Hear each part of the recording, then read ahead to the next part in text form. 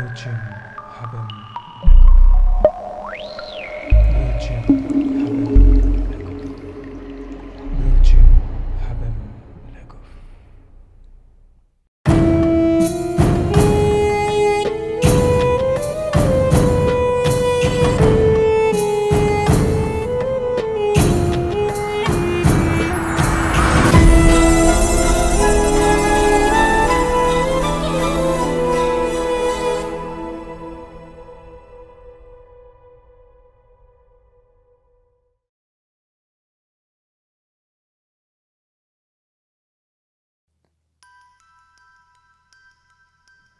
ഇന്ന് സോഷ്യൽ മീഡിയയിൽ ചർച്ചയായിക്കൊണ്ടിരിക്കുന്നത് ധർമ്മസ്ഥലത്തെ പരിപാവനമായ ഒരു ക്ഷേത്രാങ്കണമാണ്.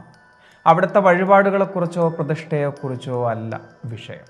ആ ക്ഷേത്രത്തോട് ചേർന്നുള്ള ഒരു പ്രദേശത്ത് 100-ൽ കൂടുതൽ അസ്ഥികൂടങ്ങൾ കുഴിച്ചിട്ടിരിക്കുന്നു എന്നതാണ് ആരോപണം. ചുമ്മാ ഇവിടെ നിന്നോ ആരോ പറഞ്ഞ ആരോപണങ്ങളല്ല. ആ 100-ൽ പരം അസ്ഥികൂടങ്ങൾ കുഴിച്ചിട്ട വ്യക്തി തന്നെയാണ് ഇവിടെ കുറ്റസമ്മതം നടത്തിയിരിക്കുന്നത്. എന്താണ് ധർമ്മസ്ഥലത്ത് സംഭവിച്ചത്? ആ അസ്ഥികൂടങ്ങൾ ആരുടേതൊക്കെയാണ്?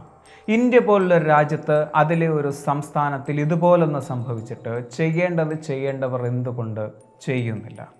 കുറ്റസമ്മതം നടത്തിയവർക്കും മരണപ്പെട്ടവർക്കും കണ്ടുകൊണ്ടിരിക്കുന്ന നമുക്കും ഇത് കഴിഞ്ഞുപോയ വിഷയമാണ്. എന്നാൽ തൻ്റെ പ്രിയപ്പെട്ടവർ എവിടെയെന്ന് പോലും അറിയാതെ പതിറ്റാണ്ടുകളായി അന്വേഷിച്ചു കൊണ്ടിരിക്കുന്ന ചിലരുണ്ട്. അവർക്ക് ഇത് നൽകുന്നത് ഒരു പ്രതീക്ഷയാണ്. നീതി ലഭിക്കേണ്ടവർക്ക് നീതി ലഭിക്കുമോ, കുറ്റവാളിയെ കണ്ടെത്തുമോ എന്ന് തുടങ്ങി സംഭവിക്കാനും സംഭവിക്കാതിരിക്കാനും സാധ്യതയുള്ള ഒരുപാട് ചോദ്യങ്ങൾ നിലനിൽക്കെ ധർമ്മസ്ഥലത്തെക്കുറിച്ച് അറിയാത്തതും അറിയേണ്ടതുമായ ചില വിഷയങ്ങളിലൂടെ നമുക്കൊന്ന് പോയി നോക്കാം. കയറിപ്പോരും ചങ്ങായിമാരെ, ബേപ്പൂർ സുൽത്താൻ്റെ ദുനിയാവിലേക്ക്.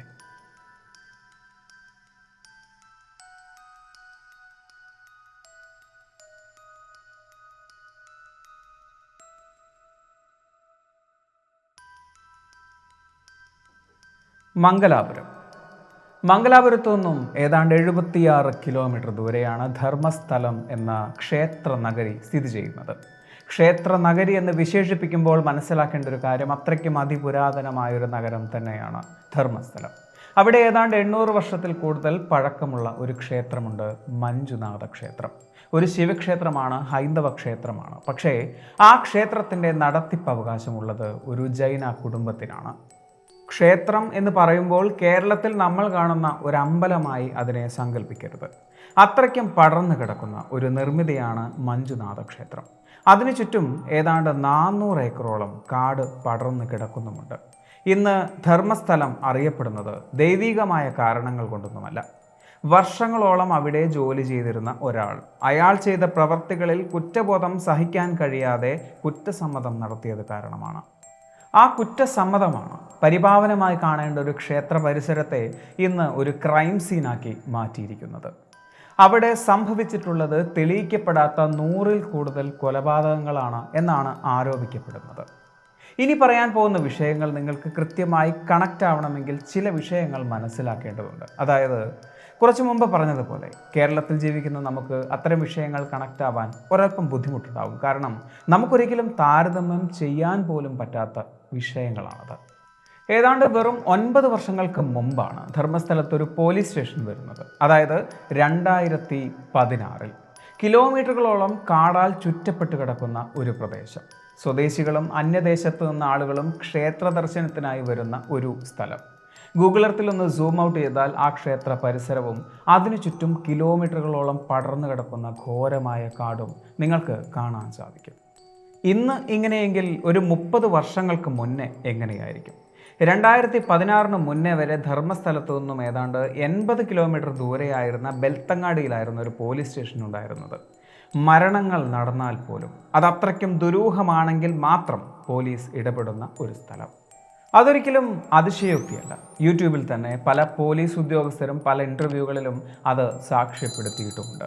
2016 മുമ്പ് തട്ടിപ്പിൻ്റെ പേരിലും കവർച്ചയുടെ പേരിലും ആഴ്ചയിൽ 2 കൊലപാതകങ്ങൾ വരെ നടന്നിട്ടുള്ള ഒരു സ്ഥലമാണ് ധർമ്മസ്ഥലമെന്ന് സ്ഥിരീകരിക്കാത്ത ചില ആരോപണങ്ങളുണ്ട്. അങ്ങനെയെങ്കിൽ ഇത്തരം കൊലപാതകങ്ങൾ എങ്ങനെയാണ് തേഞ്ഞു മാഞ്ഞു പോകുന്നത്? അതിന് ക്ഷേത്രവും ഒരു കാരണമാണ് എന്ന് വേണമെങ്കിൽ പറയാം. മഞ്ജുനാഥ ക്ഷേത്രത്തിൽ ആഴ്ചയിൽ 1 മരണമെങ്കിലും നടന്നിരുന്നതായി പറയുന്നു. വൃദ്ധരായ പലരും ക്ഷേത്രത്തിൽ ഭജനമിരുന്ന് അവിടെ തന്നെ മരണപ്പെടുന്നത് ഒരു പുണ്യമായി കരുതിയിരുന്നത്രേ. പല നാടുകളിൽ നിന്നും പലരും ക്ഷേത്രത്തിൽ മരിക്കാനായി വരാറുണ്ട് എന്നും കൂടുതലും അനാഥരാണ് എന്നും പറയുന്നു. എല്ലാ ദിവസവും ക്ഷേത്രത്തിലുള്ളവർക്ക് സൗജന്യമായി ഭക്ഷണവും നൽകാറുണ്ട്. അതുകൊണ്ട് തന്നെ ജീവിതാവസാനം ക്ഷേത്രത്തിലാകണമെന്ന് കരുതി വരുന്നവരുടെ എണ്ണവും കൂടുതലായിരുന്നു. അങ്ങനെ മരണപ്പെടുന്ന വൃദ്ധരുടെ മൃതശരീരങ്ങൾ നേത്രാവതി നദിയുടെ തീരത്തായിരുന്നത്രേ സംസ്കരിച്ചിരുന്നത് അഥവാ കുഴിച്ചിട്ടിരുന്നത്. അതിനായി ക്ഷേത്രത്തിൽ തൊഴിലാളികളുമുണ്ടായിരുന്നു. ശുചീകരണ തൊഴിലാളികളുടെ ജോലിയുടെ ഒരു ഭാഗമായിരുന്നത്രേ ക്ഷേത്രത്തിൽ മരണപ്പെടുന്ന വൃദ്ധരുടെ ശവശരീരങ്ങൾ കുഴിച്ചിടുന്നത്. മൃതശരീരങ്ങൾ കുഴിച്ചിടുന്ന കാഴ്ച ആ നാട്ടിൽ സാധാരണമാണ് എങ്കിലും വർഷങ്ങളോളം ക്ഷേത്രത്തിൽ ജോലി ചെയ്തിരുന്ന ഒരു ശുചീകരണ തൊഴിലാളിയുടെ തുറന്നു പറച്ചിലാണ് ഈ പ്രശ്നങ്ങളുടെ തുടക്കം. കർണാടകത്തിലാണ് സംഭവം നടക്കുന്നത് എങ്കിലും ഈ സംഭവം ഇന്ന് ഇന്ത്യയെ മുട്ടുകുത്തിച്ചിരിക്കുകയാണ്. 2014 മുതൽ പോലീസ് അന്വേഷിച്ചുകൊണ്ടിരിക്കുന്ന ഒരാൾ പോലീസ് സ്റ്റേഷനിൽ പ്രത്യക്ഷപ്പെട്ടിരിക്കുന്നു. അയാൾക്ക് പറയാനുള്ളത് ഞെട്ടിക്കുന്ന ചില കാര്യങ്ങളാണ്. കഴിഞ്ഞ ദശാബ്ദക്കാലമായി അയാളുടെ ഉറക്കം കെടുത്തിയ ഒന്ന്. അയാൾ സ്റ്റേഷനിൽ പ്രത്യക്ഷപ്പെട്ടത് ഒരു സത്യവാങ്മൂലവുമായാണ്. 1998 മുതൽ 2014 വരെ ക്ഷേത്രത്തിലെ ശുചീകരണ തൊഴിലാളിയായി ജോലി ചെയ്ത താൻ കണ്ട ചില കാഴ്ചകളുടെ സാക്ഷ്യപത്രമായിരുന്നു അത്. മരണപ്പെട്ട വൃദ്ധരുടെ ശവശരീരങ്ങൾ കുഴിച്ചു മൂടേണ്ടത് ക്ഷേത്ര സംരക്ഷണത്തിൻ്റെ ഭാഗമായിരിക്കെ കുഴിച്ചു മൂടേണ്ടത് പിഞ്ചു കുഞ്ഞുങ്ങളുടെ ശരീരമാണെങ്കിലോ, അത് പ്രായപൂർത്തിയാവാത്ത പെൺകുഞ്ഞുങ്ങളാണെങ്കിലോ, ആ കുഞ്ഞുങ്ങളുടെ ശവശരീരങ്ങൾക്ക് വസ്ത്രങ്ങളില്ലെങ്കിലോ, ആ ശരീരങ്ങൾ ശാരീരികമായി പീഡിപ്പിക്കപ്പെട്ട അവസ്ഥയിലാണെങ്കിലോ, മനുഷ്യത്വമുള്ള ഒരു വ്യക്തിക്ക് ഉറങ്ങാൻ സാധിക്കുമോ? തുടക്കത്തിൽ പ്രതികരിച്ചിരുന്നുവെങ്കിലും വധഭീഷണിക്ക് മുമ്പിൽ വഴങ്ങി ജോലി തുടരേണ്ടി വന്നു. പിന്നീട് തിരിച്ചറിഞ്ഞു അവ അപകട മരണങ്ങളല്ല, ആത്മഹത്യകളല്ല, ക്രൂരമായ കൊലപാതകങ്ങളായിരുന്നു. അതിൽ പല പെൺകുട്ടികളുടെയും ശരീരങ്ങൾ ലൈംഗികമായി പീഡിപ്പിക്കപ്പെട്ടിട്ടുണ്ടായിരുന്നു. ഒരിക്കൽ അയാൾ കണ്ടത് 15 വയസ്സിന് താഴെ പ്രായമുള്ള ഒരു പിഞ്ച് പെൺകുഞ്ഞിനെയായിരുന്നു. അവൾ യൂണിഫോമായിരുന്നു ധരിച്ചിരുന്നത്. പക്ഷേ അവൾക്ക് പാവാടയുണ്ടായിരുന്നില്ല, അടിവസ്ത്രമുണ്ടായിരുന്നില്ല. ആ പിഞ്ച് ശരീരം നേത്രാവതിയുടെ തീരത്ത് പുതയ്ക്കുമ്പോൾ അതിനോടൊപ്പം അന്ന് അവൾ സ്കൂളിലേക്ക് കൊണ്ടുപോയ സ്കൂൾ ബാഗ് കൂടി ഉണ്ടായിരുന്നത്രേ. പല ശരീരങ്ങളും ആസിഡ് ഒഴിച്ച് നശിപ്പിച്ച് കുഴിച്ചു മൂടാനുള്ള നിർദ്ദേശങ്ങൾ ലഭിച്ചിരുന്നു. ഇനിയും ഇത്തരം പ്രവൃത്തികൾക്ക് കൂട്ടുനിൽക്കില്ല എന്നയാൾക്ക് തോന്നാനുള്ള കാരണം സ്വന്തം കുടുംബത്തിലെ ഒരു പെൺകുട്ടിയുടെ ശവശരീരം കുഴിച്ചു മൂടാനുള്ള അവസരം ലഭിച്ചപ്പോഴാണ്. പക്ഷെ അതേക്കുറിച്ച് ആരോടും പറയാനുള്ള ധൈര്യം അയാൾക്കുണ്ടായിരുന്നില്ല. അയാൾ ചെയ്തത് ബാക്കിയുള്ള കുടുംബാംഗങ്ങളെയും കൂട്ടി ആ നശിച്ച നാട്ടിൽ നിന്നും ഓടി രക്ഷപ്പെടുകയായിരുന്നു. ഇങ്ങനൊരു കഥ ആരോടെങ്കിലും പറഞ്ഞാൽ ആരെങ്കിലും വിശ്വസിക്കുമോ? പ്രത്യേകിച്ചും ധർമ്മസ്ഥലം പോലുള്ള ഒരു സ്ഥലത്ത്. ആ പ്രവർത്തികൾ തുറന്നു പറയാൻ അയാൾ എടുത്തത് 10 വർഷത്തോളമാണ്.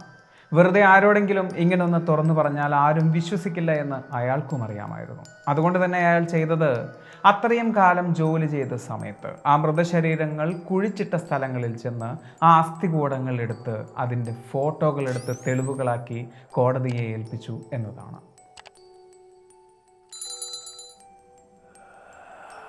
മീറ്റ് മിസ് സൗജന്യ 2012 തൻ്റെ 17ാമത്തെ വയസ്സിൽ കൊല ചെയ്യപ്പെട്ടു.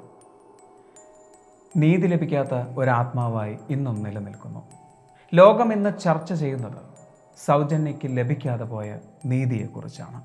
അന്ന് 2012 ഒക്ടോബർ 9. അന്നായിരുന്നു അവളുടെ പുഞ്ചിരി അവസാനമായി ആ നാട് കണ്ടത്. ധർമ്മസ്ഥല മഞ്ജുനാഥേശ്വര കോളേജിലെ സെക്കൻഡ് ഇയർ പ്രീ യൂണിവേഴ്സിറ്റി വിദ്യാർത്ഥിനിയായിരുന്നു സൗജന്യ. നേത്രാവതി നദിയുടെ കൈവരിയിൽ അന്ന് അവളെ കണ്ട ചിലർ ഇന്നും അവളുടെ പുഞ്ചിരി ഓർക്കുന്നു. പക്ഷേ അന്ന് അവൾ തിരികെ വീട്ടിലേക്ക് വന്നില്ല. സ്കൂളിൽ നിന്നും വീട്ടിലേക്ക് നേരത്തെ വരുന്ന അവളെ കാണാഞ്ഞ് സുഹൃത്തു കൂടിയായ അമ്മയ്ക്ക് ആദി കൂടി. കുഞ്ഞിനെ കാണാത്തത് കൊണ്ട് തന്നെ അച്ഛൻ ചന്തപ്പഗോഡ ചില യുവാക്കളോടൊപ്പം 80 കിലോമീറ്റർ ദൂരെയുള്ള പോലീസ് സ്റ്റേഷനിൽ ചെന്ന് പരാതി നൽകുകയും ചെയ്തു. പക്ഷേ പരാതി നൽകി അവർ വെറുതെ ഇരുന്നില്ല. ആ രാത്രി മുഴുവൻ, ആ കാട് മുഴുവൻ അവർ പരതി നടന്നു. ഏതാണ്ട് രാത്രി 2 മണിയോടുകൂടിയാണ് അവർ തിരികെ വീട്ടിലേക്ക് എത്തിയത്. പക്ഷേ കാട് മുഴുവൻ അരിച്ചു പെറുക്കിയിട്ടും അവർക്ക് സൗജന്യയുടെ യാതൊരുവിധ തെളിവുകളും കണ്ടെത്താൻ കഴിഞ്ഞില്ല. പിറ്റേന്ന് ഒക്ടോബർ 10 രാവിലെ തന്നെ സൗജന്യയുടെ മൃതദേഹം കണ്ടെത്തി.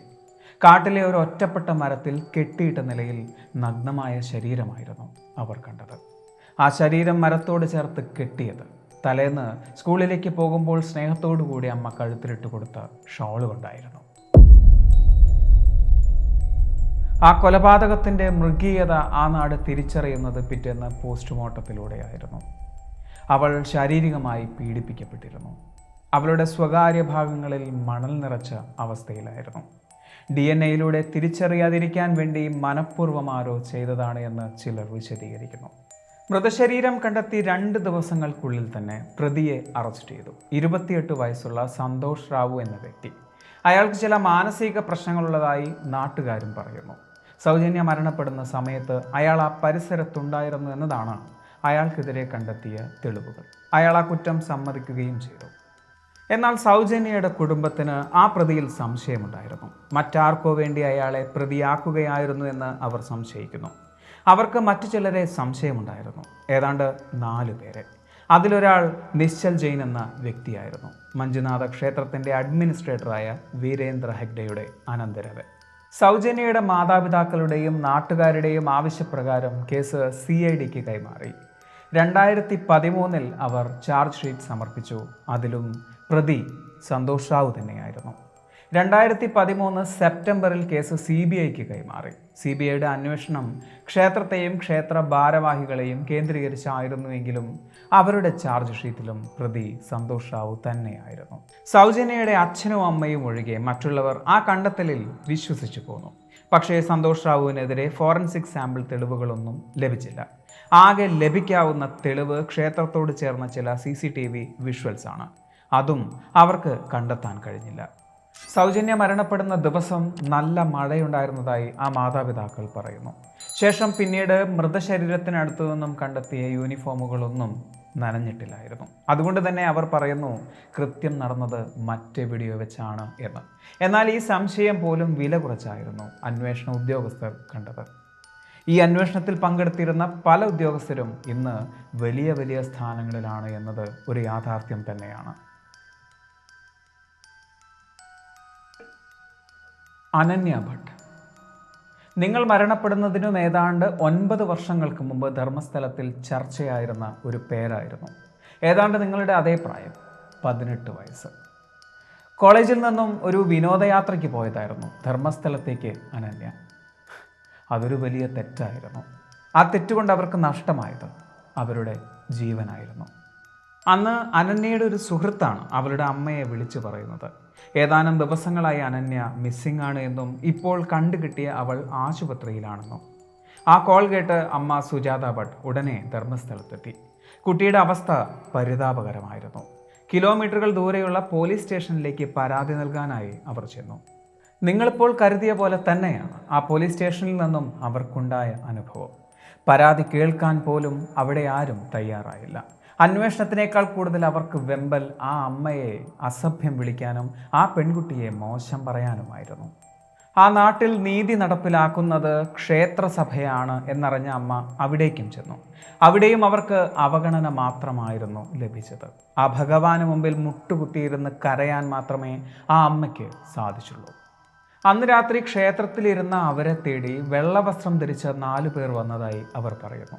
അനന്യയെക്കുറിച്ച് തങ്ങൾക്കറിയാമെന്ന് പറഞ്ഞ് അവരോടൊപ്പം ആ അമ്മ പോവുകയും ചെയ്തു. അവർ കൊണ്ടുപോയത് ക്ഷേത്രത്തിൽ നിന്നും ഒരൽപ്പം വിട്ടുമാറിയുള്ള ഒരു കെട്ടിടത്തിലേക്കാണ്. അവിടെ ഇരുട്ടുമുറിയിൽ അവരെ കെട്ടിയിടുകയും മർദ്ദിച്ചതായും അവർ പറയുന്നു. അനന്യയെക്കുറിച്ച് ഒരു വാക്കിനി ആരോടെങ്കിലും പറഞ്ഞാൽ അവളുടെ വിധി തന്നെയായിരിക്കും നിങ്ങൾക്കുമെന്ന് അവർ ഭീഷണിപ്പെടുത്തിയതായും അവർ പറയുന്നു. പിന്നീട് അവർക്ക് ബോധം വരുന്നത് അവർ ബാംഗ്ലൂരിലെ ഒരു ഹോസ്പിറ്റലിൽ കിടക്കുമ്പോഴാണ്. ഏതാണ്ട് 57 ദിവസങ്ങൾക്ക് ശേഷമാണ് അവർക്ക് ബോധം വരുന്നത്. തുടക്കത്തിൽ പറഞ്ഞ ആ കുമ്പസാരം നടത്തിയ വ്യക്തി, അയാൾക്കുണ്ടായ അനുഭവം യാഥാർത്ഥ്യമാണ് എങ്കിൽ, അയാൾ പറഞ്ഞ കാര്യങ്ങൾ സത്യസന്ധമാണ് എങ്കിൽ, അയാൾ കുഴിച്ചുമൂടിയ 100-ൽ കൂടുതൽ മൃതശരീരങ്ങളിൽ 2 എണ്ണമാണ് സൗജന്യയും അനന്യയും. ആ കുമ്പസാരം ഒരുപാട് പേരിലേക്ക് പ്രതീക്ഷയാണ് നൽകുന്നത്. 22 വർഷങ്ങൾക്ക് മുമ്പ് സ്വന്തം കുഞ്ഞ് നഷ്ടപ്പെട്ട ആ മണ്ണിലേക്ക് അനന്യയുടെ അമ്മ തിരിച്ചെത്തിയിരിക്കുന്നു. ധർമ്മസ്ഥലത്തെ പുതിയ പോലീസ് സ്റ്റേഷനിൽ അവർ പരാതി നൽകിയിരിക്കുന്നു. കുഞ്ഞിനെന്ത് സംഭവിച്ചു എന്നറിയുന്നതിനേക്കാൾ അവർ ആഗ്രഹിക്കുന്നത് ആ അസ്ഥികൂടങ്ങളിൽ ഒരെണ്ണം അവളുടേതാണ് എന്ന് കണ്ടെത്തി തിരികെ തരണം എന്ന് മാത്രമാണ്. സമാധാനത്തോടു കൂടിയുള്ള ഒരു മരണമാണ് അവരെന്ന് ആഗ്രഹിക്കുന്നത്. വെറുതെ ആരോ പറഞ്ഞതല്ല എന്ന് പറഞ്ഞല്ലോ. കുമ്പസാരം നടത്തിയ വ്യക്തി മേലാസകലം മൂടി കോടതിക്ക് മുമ്പിൽ പ്രത്യക്ഷപ്പെട്ടപ്പോൾ അയാളുടെ കയ്യിൽ ഒരു കറുത്ത ബാഗ് ഉണ്ടായിരുന്നു. ആ ബാഗിലുള്ളത് കുഴിച്ചു മൂടപ്പെട്ട 100 പേരിൽ ഒരാളുടെ തലയൂട്ടിയാണ്. അതോടൊപ്പം ആ കുറ്റകൃത്യങ്ങൾക്ക് അയാളെ നിർദ്ദേശിച്ച വ്യക്തികളുടെ പേരുകൾ അടങ്ങുന്ന സത്യവാങ്മൂലവും. നമ്മുടെ ഭാരതത്തിൽ ഇങ്ങനൊന്ന് സംഭവിച്ചിട്ട് എന്തുകൊണ്ട് നമ്മൾ തിരിച്ചറിഞ്ഞില്ല? അതിന് കാരണം നമ്മൾ കണ്ടു ശീലിച്ച ഒരു സ്ഥലം പോലെയല്ല ധർമ്മസ്ഥല എന്നതാണ്. എന്ത് തോന്നിവാസവും നടക്കുന്ന ഒരു സ്ഥലം.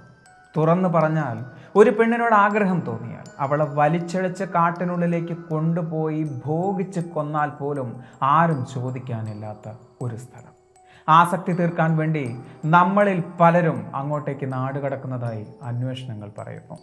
ഒരിക്കലും അത്തരമൊരു സ്ഥലത്തെ നമുക്ക് ഉൾക്കൊള്ളാൻ സാധിക്കില്ല. കാരണം നമ്മൾ ഇന്ന് ജീവിക്കുന്നത് സ്വർഗം പോലൊരിടത്താണ്, സ്വർഗത്തിൽ. And the game is over. ഈ ഒരു വീഡിയോ നിങ്ങൾക്ക് ഇഷ്ടമായി എന്ന് വിചാരിക്കുന്നു. സുൽത്താൻ എപ്പോഴും പറയുന്നത് പോലെ സബ്സ്ക്രൈബുകൾ കൂമ്പാരമാകുമ്പോൾ പരിപാടി ഗംഭീരമാവും.